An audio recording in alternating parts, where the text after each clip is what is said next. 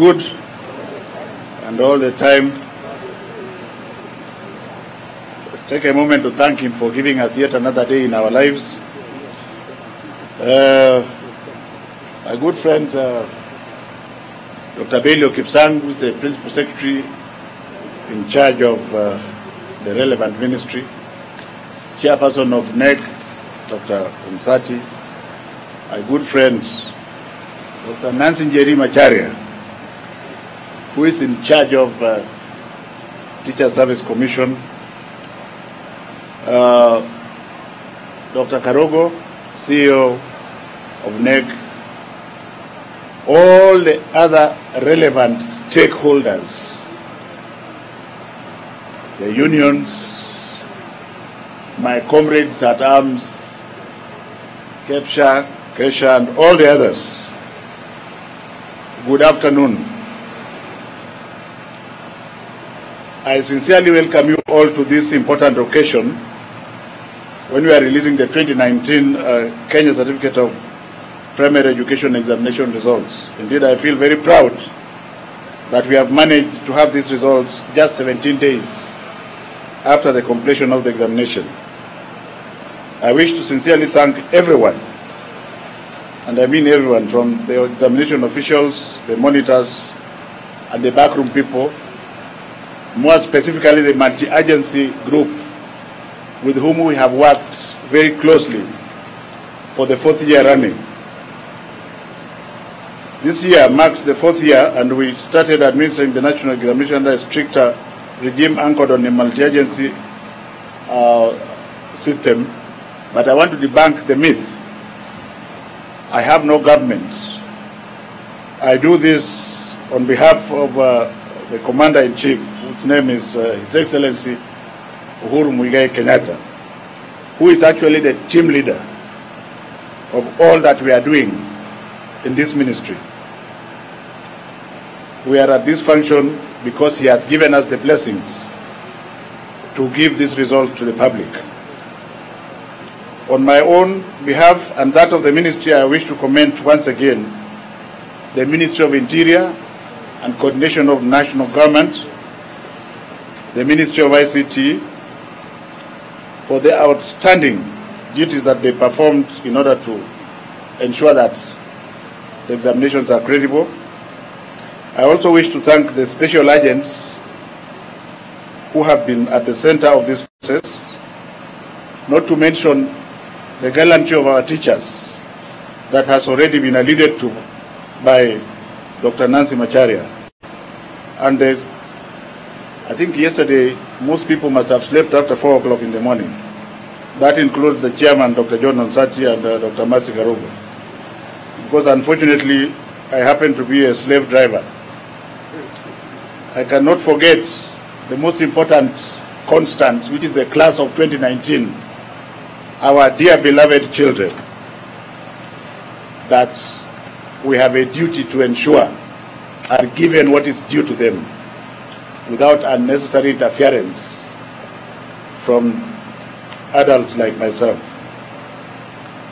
Let me also not forget to mention the spirited involvement of the cabinet, my colleagues in the cabinet, all of them, at different times, took time from their busy schedule to ensure that they wished our children all the best, including the presidency, which in this instance was represented by His Excellency Dr. William Samoei Ruto. All other colleagues and stakeholders in government, the Chief Administrative Secretary, the Principal Secretaries, everybody, including the gallant Chief, who eventually in the end was able to help us to uncover many things that I will tell you next time I'm addressing you.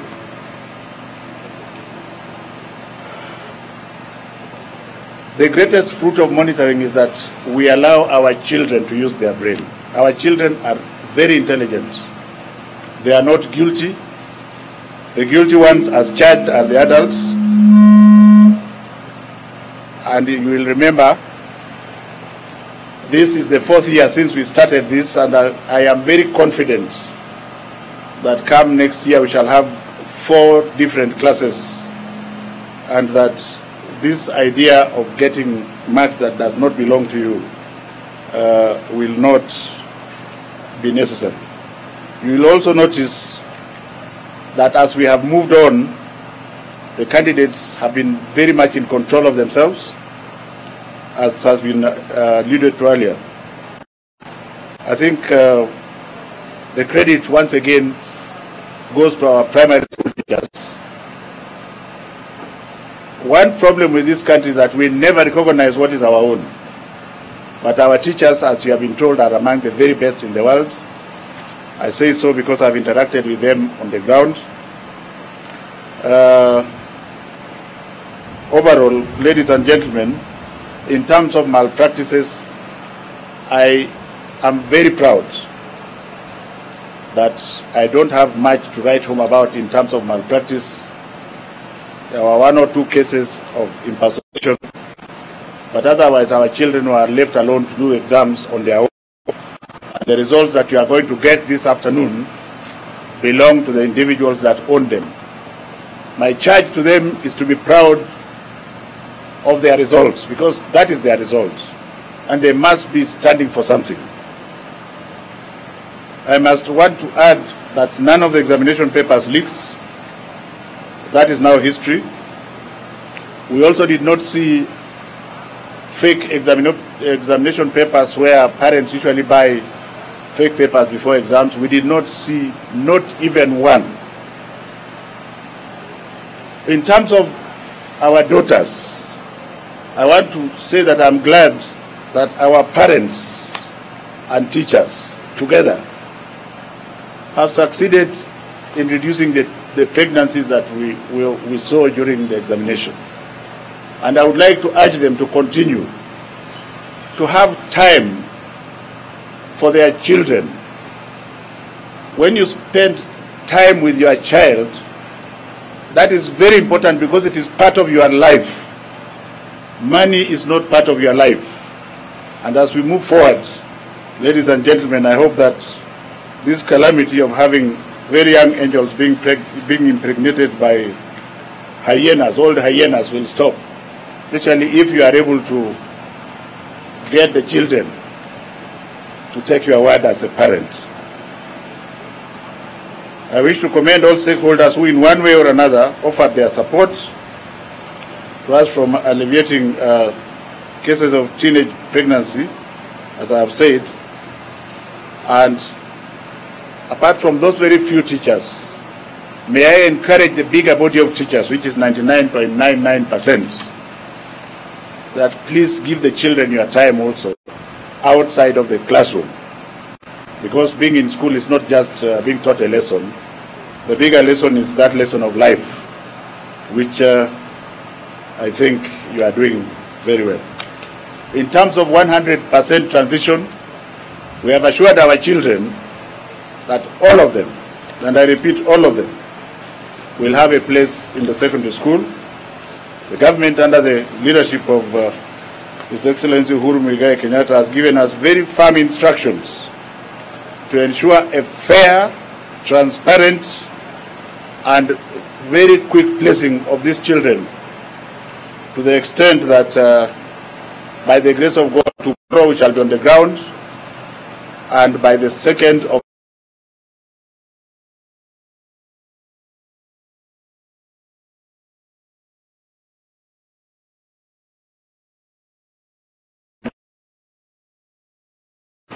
everything is being done to ensure that infrastructure is expanded in order to cater for the 100% transition. In this regard, the government of the Republic of Kenya, together with other external stakeholders, have put aside Kenya shillings 8 billion to improve infrastructure in high school and primary school in some 110 sub-counties, 30 counties. I want to give you my word that I will spend my time to ensure that the public gets value for that money. Ladies and gentlemen, the government of the Republic of Kenya, again in collaboration with some external stakeholders, will provide 9,000 scholarships. Originally, we had intended to give these scholarships just to the 30 disadvantaged sub-counties. But in his wisdom this afternoon, the President has directed that part of those 9,000 scholarships must go to the slums of the inner cities. We shall therefore ensure that we get a formula whereby maybe up to 1/4, 1/3 of them go to the slums in Mombasa, in Nyeri, in Kisumu, in Nairobi, and what have you. Because the original notion was that perhaps Nairobi did not require to be assisted. And we have been advised that that is not the case. So we shall engage the stakeholder and tell them very firmly that until that is done, and I go back to the President to explain to him, we may not be able to move in that direction. And then there will be another 9,000 next year. And this will ensure that the weakest of the weak are supported to go to school without prejudice. With regard to the competency-based program, the competency-based curriculum program, I am glad to state that we have already printed 14 million books. Those books are being distributed as I speak, and I want my word of honor to the nation that by the 13th of December, all the books for grade 4 will be in the various schools. I assured the President this morning that come the 6th of January of next year, we shall have CPE rolled out in grade 4. I have no doubt in my mind that together with all the stakeholders in this country, we must deliver the competency-based curriculum as one government, as one people, headed by His Excellency the President. Ladies and gentlemen,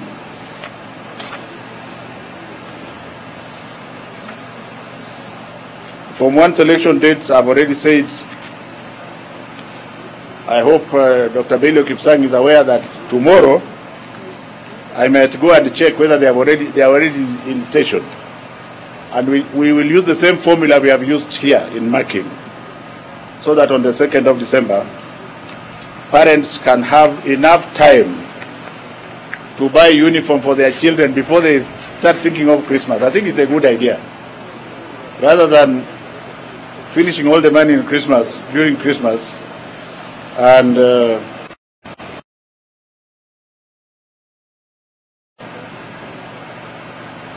after outlining these critical issues, ladies and gentlemen, with your permission, may I now return to announce the results of KCPE 2019. The field administration of the examination, candidates at the 2019 examination between 29th of October, first date, to 31st. A total of 191,000 contracted professionals got involved in this process. The candidature that took the exam, 1,083,456. Of these, 543,000, 50.17% were boys, and the balance 39.82% were girls. During the 2019 KCPE examination, 18 counties registered more female candidates compared to male candidates. This included Kakamega, Meru, Bungoma, Vihiga, Busia, Kiambu, Siaya, Kitui, Kisumu, Elgeyo Marakwet, Tharaka Nithi, Kirinyaga, Nyandarua, Trans Nzoia, Mombasa, and Bomet. Ladies and gentlemen, 3 counties with the highest candidature in this year's exams were Nairobi, Kakamega, and Nakuru respectively. The counties with the lowest candidature Lamu, Isiolo, and Samburu, respectively. And overage. The number of underage candidates increased from 15,747, which is 1.48% in 2018, to 20,086, which is 1.84% this year. The counties that had the highest number of candidates with the underage were Bungoma, Bomet, and Kericho. 3 top counties with the highest cases of overage candidates above 19, Turkana, Garissa, and Kilifi. Performance of the candidates. In the 2019 examination, candidates improved in 4 of the 6 examination papers offered compared to 2018. These were English, Kiswahili, Kenya Sign Language, Social Studies, and Religious Education. There was, however, a slight drop in mathematics and science. Overall, I am impressed that the performance of the candidates was better than last year, an indicator that our teachers are doing a wonderful job in attending to our young learners. Like last year, ladies and gentlemen, female teachers performed slightly better than their male counterparts in English and Kiswahili and Kenya Sign Language. On the other hand, the male candidates performed better than females in mathematics, science, and social studies. This year, the top candidate scored 440 marks. The number of candidates scoring 400 marks and above dropped to 9,770, 0.90%, from 11,559, which was 1.10% last year.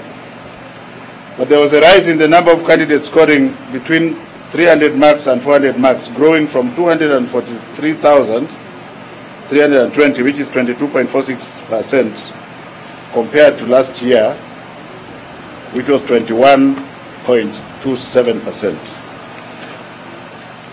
The top candidate in this country's Kenya Certificate of Primary Education is Master Andy Michael Munyiri of Damacrest Schools, Togoto, with 440 marks. Three candidates tied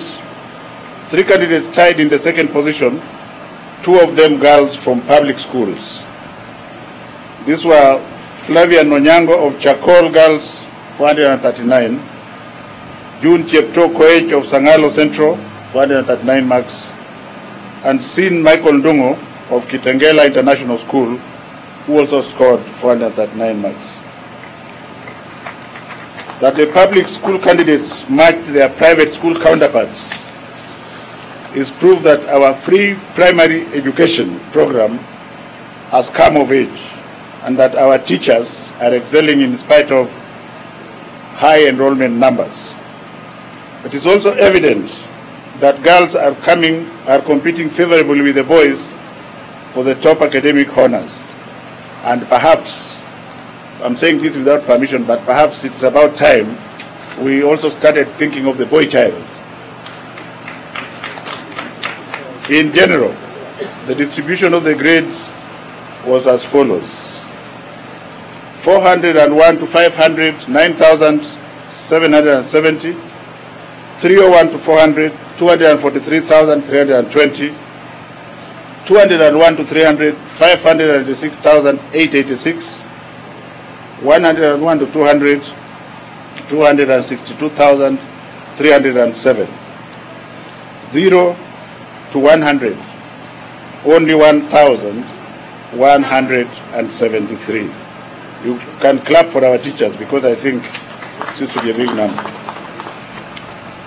Ladies and gentlemen, with regard to candidates with special needs, this year a total of 2,407 candidates with special needs sat for the exam. The first candidate in this category scored a very remarkable 414 marks out of the highest 500. Some 211 candidates scored between 300 and 400 marks in this category.